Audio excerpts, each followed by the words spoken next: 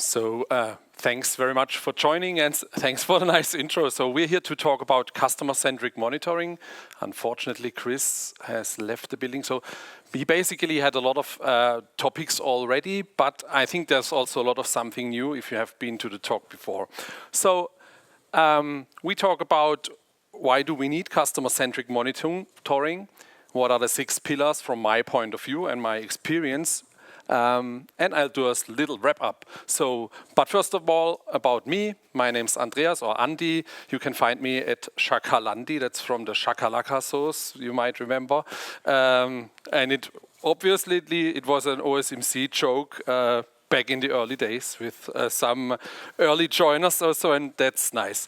At WeManage, we do something like DevOps and SRE as a service for web applications. So most of the stuff you see here is totally web application focused because I'm doing web operations. There's complicated names for everything for 25 years. And all of this started with LAN parties and Linux. And that's why I came into this space in the first place. So Lucy already mentioned, besides my company, I run a German newsletter currently. It's called Alles nur geklaut.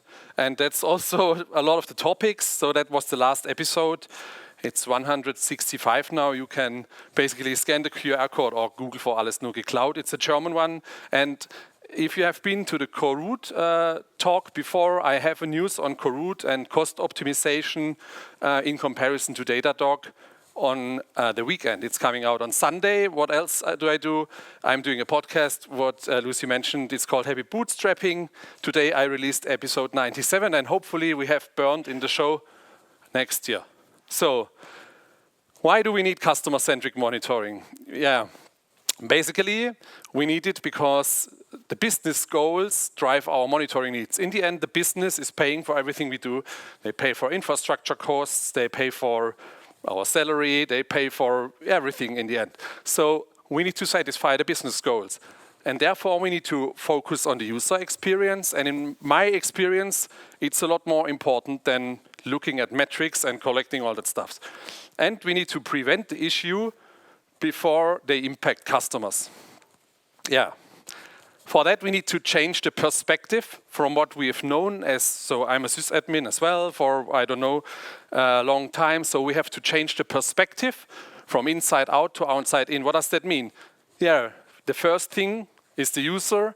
He then goes to a browser, enters stackconf.eu to order some tickets. Then happens some DNS magic. This hopefully works. Maybe there's a CDN in place. Then maybe it's got routed through a firewall, load balancer, reverse proxy, you don't know. And in the end, there's the app. Yeah? And then everything is running in your data center, in your cloud environment. And there happens a lot of things before. And why is that important? I call them the 6 pillars. I learned from Chris we shouldn't call them pillars, but I still like the wording. So the first thing is uptime and certificate monitoring. Very basic stuff, page speed and web vitals, synthetic browser tests, structured logs, events, error tracking, and I like to call it APM still, and you'll see later why. So, are you joking, Andy? Uptime and certificate monitoring in 2024? This is not a real deal because everybody monitors everything, right? No, unfortunately not. So, for example, this is from GitHub. Two of their, basically a support portal, but much more important, the avatars.github user content, which is used on plenty of sites. Was basically, you were greeted with that nice little warning, and there are a lot of other cases. You can just use Twitter, I still call it Twitter, look it up, SSL certificate warnings. They are still there in 2024. This was from 2023, but I also have a case from 2024, and this is from Postmark. I'm not sure if you know Postmark. It's a software as a service solution for sending out emails, and they run an SMTP endpoint where you can basically drop your mails as a developer, software as a service application. Yeah, and they are basically at the 15th of September, so it's 2 months ago, in the evening at 7 o'clock, their certificate was invalid. Yeah, they realized it somewhere in the night.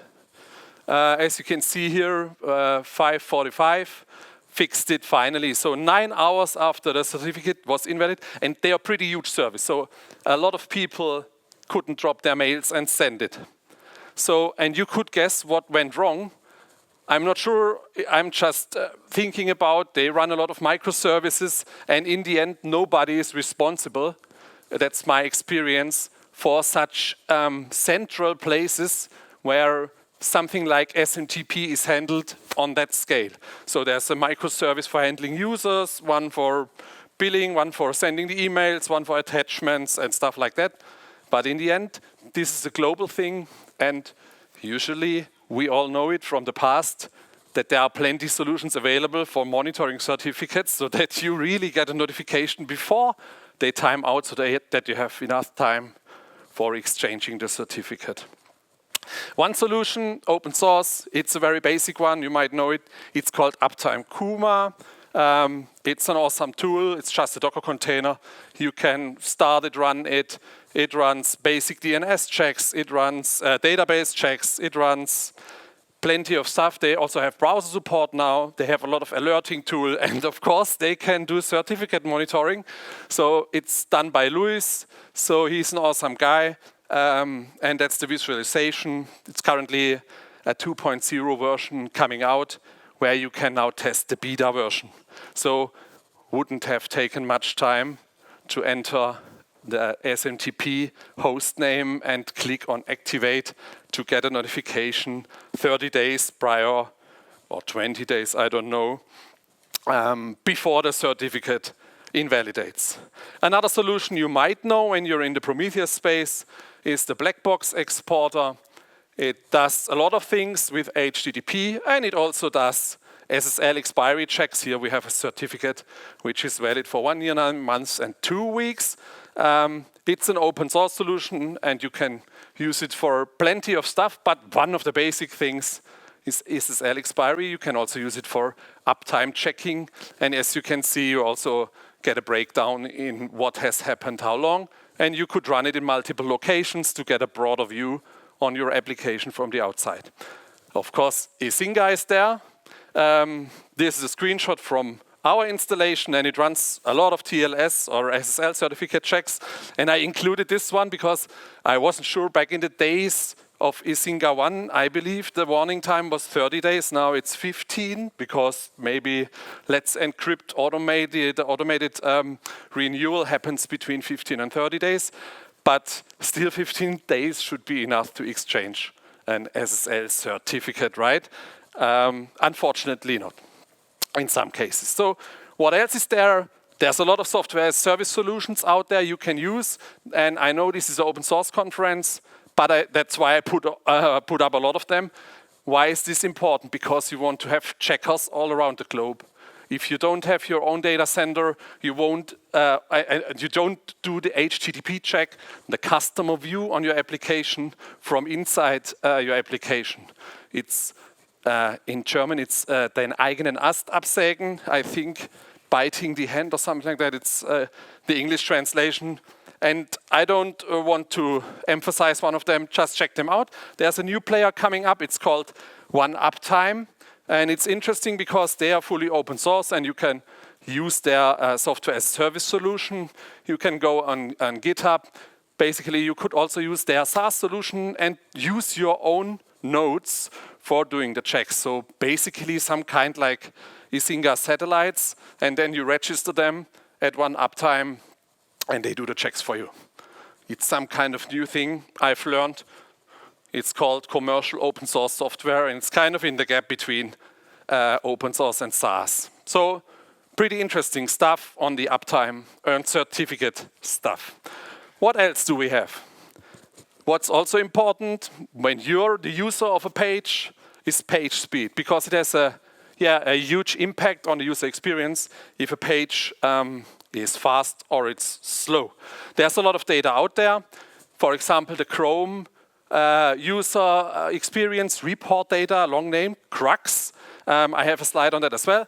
Page speed is very important for SEO, so it's also important for the business, and you need to continuously monitor it. If you optimize the page speed, does not mean that it's good on the next week, because If some guy uploads a huge image or multiple ones in the CMS, your page speed will drop again. So it's not a one-time activity. We are not printing books when we're doing web operations. So it's important to constantly check your performance. How can you do that? You can use page speed insights. It's very well known. Here you can see that I have to optimize the website as well. But that's not very cool and not very automated. You go on page speed insights, enter your website, fire it up, and this comes out. So not so nice because we can't automate. There's Lighthouse CI from Google. You can basically insert that one into your CI/CD process every time something changes. You can do a run, and then you can basically have a scoring in your CI/CD. And once certain thresholds are broken, don't deploy, which is also nice and a lot better. Yeah, that's a lot of the features it has. So you can set a performance budget. That's the name, which is important and maybe worth remembering. What else is there? There's an open source tool called Yellow Tool Labs or Yellow Lab Tools. It's also a web performance testing tool. You can use it online on that URL, or you can host it yourself. And it looks like this. So this is the global score for the Netways website. So congratulations, it's a B. But there's room for improvement. There are 29 hidden images, and then you see here's a red dot. So there's something to improve. Maybe there are images from the party last night. What else is there? Also for web performance, it's important. We learned, don't know if you have been in the talk tomorrow from SofaScore. They had slow loading users in Australia because their data center is in, was it France, I believe. So you need something which is able to check your web performance around the globe. This is the OSMC website. There's a lot more room for improvement than for the Netways website, for example. Yeah, and you get basically a scoring for performance, accessibility. It's important to improve that one because there's a law coming next year. So better have this one above 90 and best practices as well. I mentioned crooks on BigQuery as well. This kind of cool stuff because it's a public available BigQuery instance at Google Cloud. It includes all data from Chrome UX reporting. So basically your websites are there, something like archive.org, but for web performance and web vitals, you can look up, for example, per month for June 2025. So this was StackCon, for example, pretty good. And you can go in the past. You can, I'm not sure. I think June was the last time they updated it. And there's Centric, which is kind of open source. I will come to that back later. You can self-host it when Docker Compose up, and you get this basically automatically, and these are the important web vitals like largest contentful pane, content layout switch, and stuff like that, and you automatically get it not only for the main website you have, but also for stuff like checkout, which sounds very important to me. So better have a good performance on the checkout page as well. What else do we have? So the third pillar, synthetic browser tests. There has been a talk on Playwright and Puppeteer and Selenium yesterday. So this kind of stuff. Test the critical path your user is flowing through and integrate it with CI/CD. That's important. I mentioned Playwright. I really like it because it supports not only Chrome like Puppeteer does, but also Firefox, Safari, and Edge. It's also open source, and it's done by Microsoft, and they are doing an awesome job there. And how does it work? Yeah, basically, it's JavaScript. For example, this means page go to StackConf.eu, click on the link tickets, increase quantity by 1, and then click the button buy. And that's the basic thing, how you can do a business process monitoring with something like Playwright. What's also there, it's kind of new. I have to check it out, but I found it this week. So 3 months ago it was released, version 0.1. There's a Playwright Prometheus Remote Write Reporter. And this really sounds awesome because you can put it in your stack, have it executed, and do your browser checks via Playwright, and then you get your real user data continuously, and that's important as well. This is Uptime Kuma again. It's also capable of running a browser test. It's pretty basic, so it includes a screenshot. You can see like that. So I added this morning, so everything pretty fine. They are currently working on the 2.0 version where you can add remote Docker containers, multiple ones, to run browser checks, which is also important because you want to have, it's really expensive to do that stuff like that because it's really a headless Chrome doing all the stuff you would do as a user in an automated way every 5 minutes. And that's important. Why? Yeah, you want to know issues before your user does or you get alerted by support. For example, this is my background. You want to log in into a website. Not only check HTTP if it's answering with 200 OK. You also want to do a post. You want to do a login. Does it work? Does it work around the clock? Is it fast all the time? Or are there certain times where the login is slow? Same goes for your purchasing process. So what do you typically do at Amazon? You go there, you search for an article, you put it in your basket, you go to checkout, enter credit card data, check out and go. And that's something you can automate with Playwright in an automated running browser. And that's a pretty cool thing, to do this every 5 minutes. So you really have a business process a real user is doing, but you do it in a synthetic way and have it fostered with CI/CD. And I really like that one. Of course, you can also use it to spin up a VM in your own cloud. If there's something you're running and somebody can order a VM via the browser, then you should probably do it as well. And yeah, some regulation fun. You could also check if your cookie banner is really working so that nobody will sue you because customers complained, hey, there was no cookie banner, which obviously is a real use case.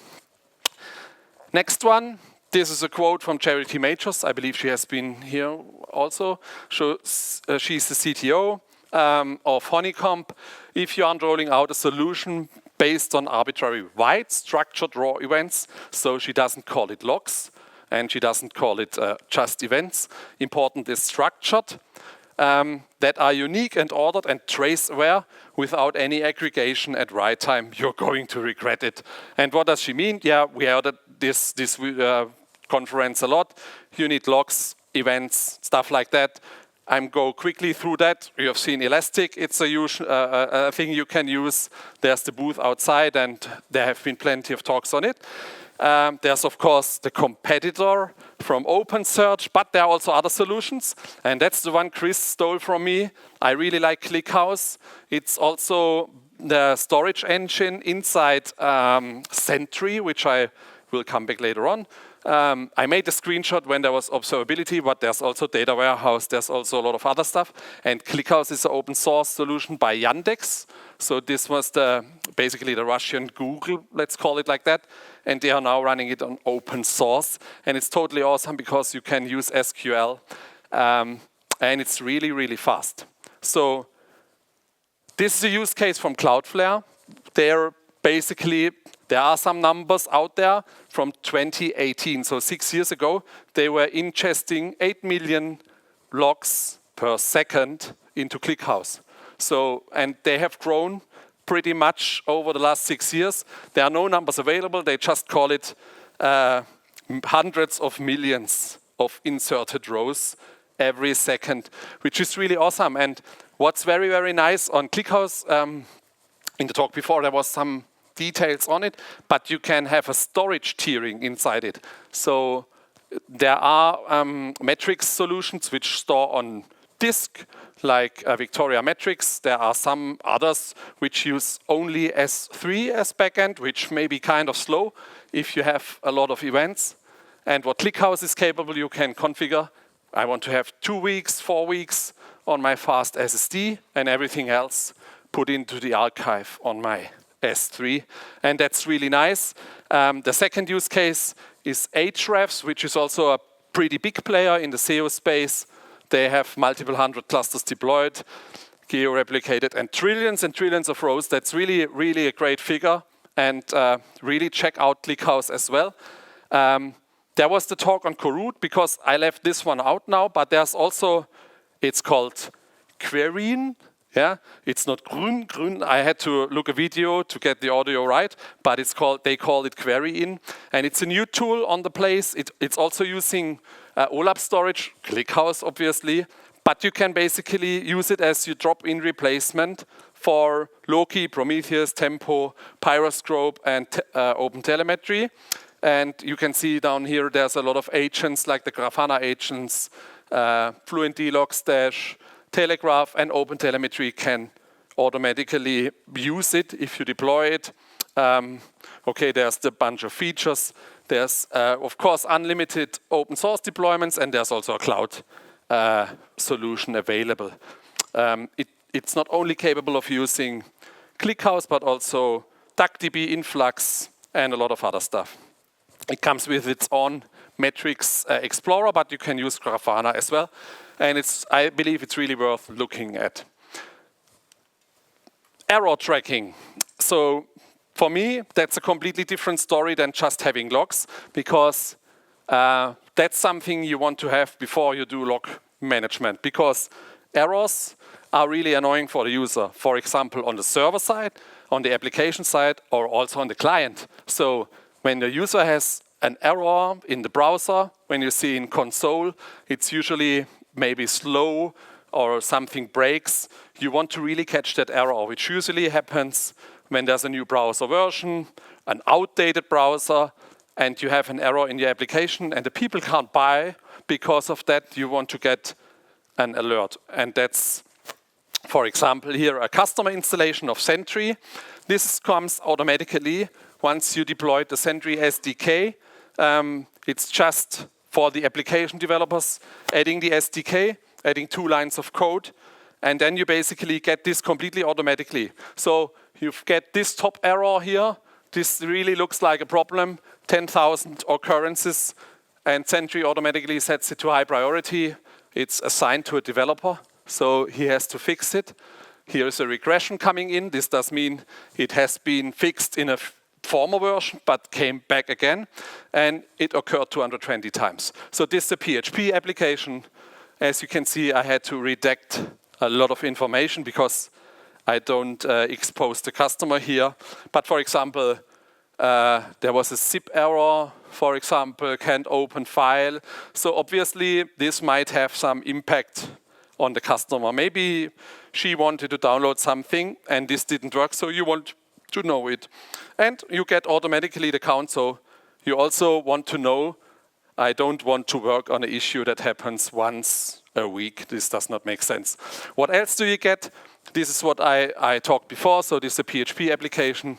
It's done automatically. You get release tracking, you get automatically the code information over here, and how often has it happened. So here it came in. So on the last, it was very calm here. And yeah, basically the problem started here. So somebody should finally work on it. You also get something like this, completely automatically. Affected users. Do we really had a problem over here? And here it's pretty calm, so we need to fix that one. And you got also something automatically like this, errors per browser. So Chrome had 10.2K errors, Safari 10, and then the other ones, and then you can choose on which errors to work. That's an excerpt of Sentry SDKs that are available. So all the major languages are supported, and the Unreal Engine as well, in case that's something you want to use. If you don't like Sentry because of their license, there's an easy alternative called GlitchTip. It's also open source completely. You can, but you can also book it like their SaaS solution. And the cool thing is that you only need a Sentry SDK and just point it to another host, and then you can use GlitchTip. It's much more basic, but it's a lot better than having nothing at all. And I see a lot of web applications who don't know much about the errors. They typically have a log management, but if I say, how often do the errors occur, they don't have this fancy stuff what we have seen now, so that they know how many errors are occurring to how much users, which is very interesting. I have to speed up a bit. GitLab has also Sentry integration. You can use the SDK. If you have GitLab Cloud, you can just point it there. You can also use it in self-hosted.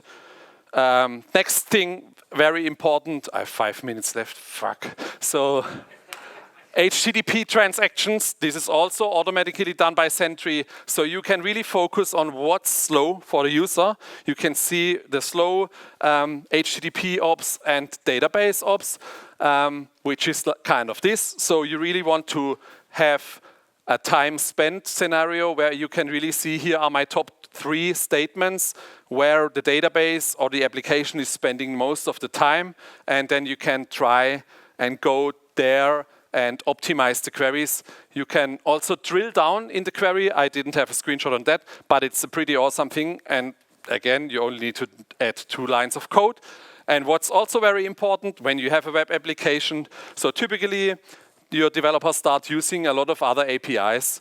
So for example, this one is using EasyBill, Join, Storyblock, what else is there? Taxjar, Aircall, which is a VoIP company, what's else there? Go cardless payment. So, and Sentry automatically tracks how often these are called and what's the average duration, because often your application is not the problem. Sometimes it's also a third-party API. So you also need to monitor how fast is it reacting, is it even up? Or is it SSL certificate broken? What also happens? And then you want to know that it's not your fault, basically. I'm still using cron jobs, and I believe everybody or a lot of people are doing that. Health checks is an open source solution for simple and effective cron monitoring. I know there are a lot of people using status checks, bash scripts, touching files, and stuff like that. This works, it's also open source, and it works like that. You pipe a curl request to the tool, and then the tool knows it has the job run and how fast was it running. There are a bunch of other tools available. You can use it in Sentry as well, but it's a basic application you can run for yourself, and it's a single developer developing it, and it's really awesome. So, where to start? To come to an end finally, use your existing tools and enhance them. So that's sort of way easier than bringing up all the things you learned now here on today's conference. Start outside in, go with the user flow. So what does the user really do? And the user doesn't care if your switch is down, if your database backup is wrong or something like that. They want to use your application if it's a web application. How does the user experience my app? Yeah, and in the end you'll get happy customers, and that's the important thing. One thing for Sentry, because I mentioned it often, and they are now basically turned to a fair open source model and received a lot of critique. I really like them still because they are also a big donor on open source. So this year they donated 750K to the open source community, and they have a thing called, so they donate a fixed amount per engineer. They have 130 engineers, 5,000 euros per project. They also run this open source pledge where they list companies you can also join, which per developer should donate $2,000, and then they decide to which other so these are the member companies, and then there's a gremium which says which project gets which money, and that's really awesome because they are real.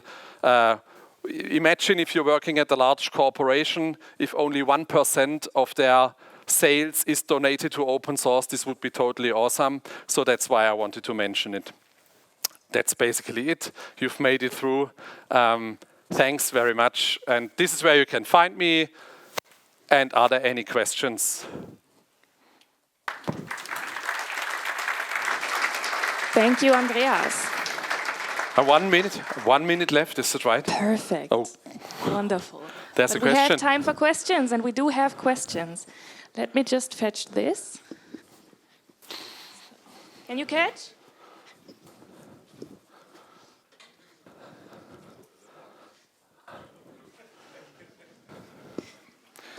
Needs an uptime check.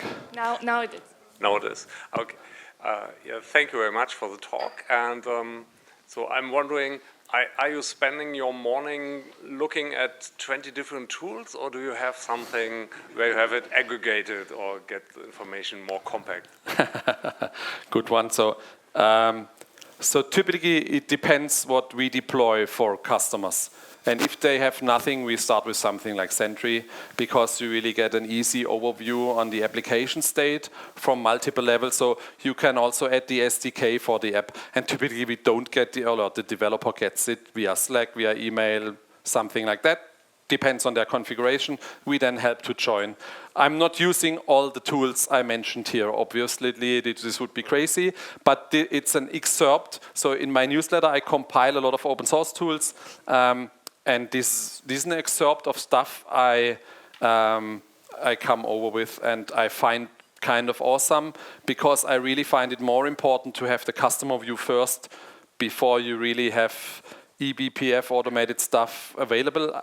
I'm also a nerd. I like drilling down in stuff like that, but it's not paying the bills in the end. And then you need to choose one of the tools. Hope that answers the question.